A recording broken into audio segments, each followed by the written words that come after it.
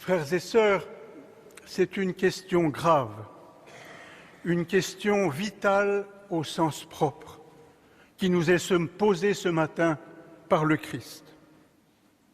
De quoi vivons-nous? Vivre, au sens fort, pour nous, c'est quoi?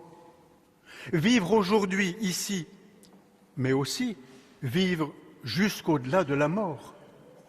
Autrement dit, est-ce que ce dont nous vivons aujourd'hui sera capable de nous faire aller au-delà de notre mort? Le Christ nous pose la question d'abord en pensant à tous ceux qui aujourd'hui même n'ont pas de quoi vivre, pas de quoi nourrir leurs enfants, ici en France, en Belgique et encore infiniment plus ailleurs, à cause de tout notre égoïsme économique et social. Mais aussi parce que c'est une grande souffrance pour le Christ, pour Dieu, de voir tous ceux et celles parmi nous qui passent sans cesse à côté de la vie, la vraie. Vous savez, la mort physique nous dit quelque chose d'essentiel. Si tu ne penses qu'à toi, si tu ne penses qu'à manger, toi, un jour de mort, tu mourras. Une vie centrée sur soi-même, ce n'est pas la vie. La vie, c'est d'aimer. Tout à l'heure, au début de cette messe, vous avez vu le Père Bernard a lavé les pieds de quelques pèlerins de Saint-Jacques. Quand le Christ a-t-il lavé les pieds de ses disciples? Vous vous souvenez? Juste avant de mourir, lui. Et pourquoi nous a-t-il dit à nous d'en faire autant?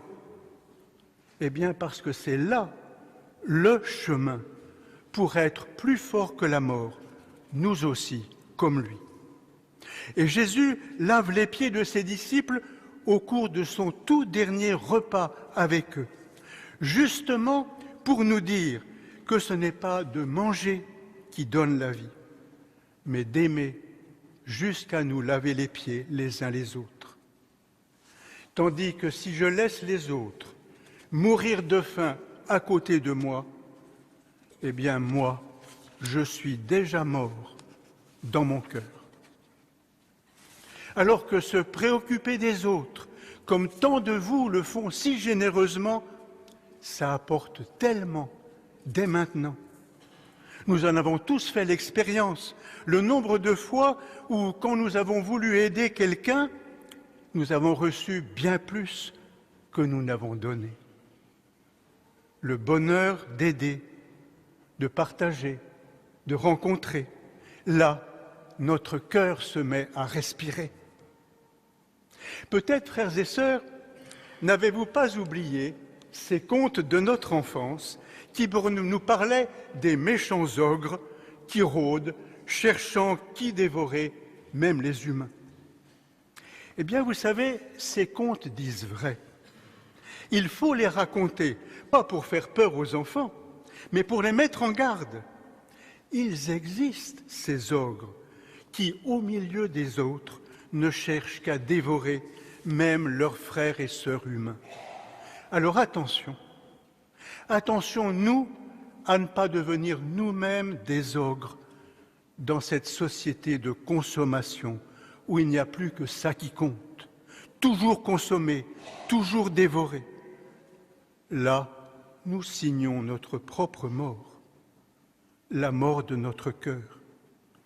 Et Dieu devra y mettre alors beaucoup de sa miséricorde pour nous rendre la vie au-delà de la mort. Mais vous le savez, rien n'est impossible à Dieu. Nous, en tout cas, frères et sœurs, dès maintenant, nous sommes invités à avoir la foi. La foi qui nous dit que la vie humaine, ce n'est pas la consommation, ce n'est pas l'argent. Alors, ça n'a rien d'évident de le croire, je suis d'accord. C'est vraiment un acte de foi. Sans cesse, nous allons être tentés de nous replier sur nos avoirs, nos propriétés, nos sécurités.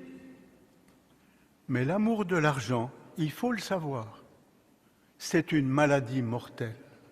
Regardez, la soif du profit, c'est la source de tant de malheurs, ces concurrences impitoyables, ces guerres incessantes où rien ne compte plus que de gagner en écrasant les autres. L'argent, c'est un maître impitoyable, un Dieu cruel qui exige même des sacrifices humains. La foi, elle nous dit au contraire que vivre, c'est tout autre chose. Vivre, c'est un cœur nouveau, comme le cœur du Christ lui-même. Et la foi, c'est un chemin vers cette vie nouvelle à la suite du Christ, un chemin pour devenir des femmes et des hommes nouveaux. Un long chemin, comme celui de Compostelle. Mais il nous mènera à ne plus être des ogres les uns pour les autres, à devenir au contraire des sœurs et des frères nourriciers, nourriciers les uns pour les autres, comme le Christ, lui, notre frère nourricier, le Christ, lui, le vivant à jamais. Amen.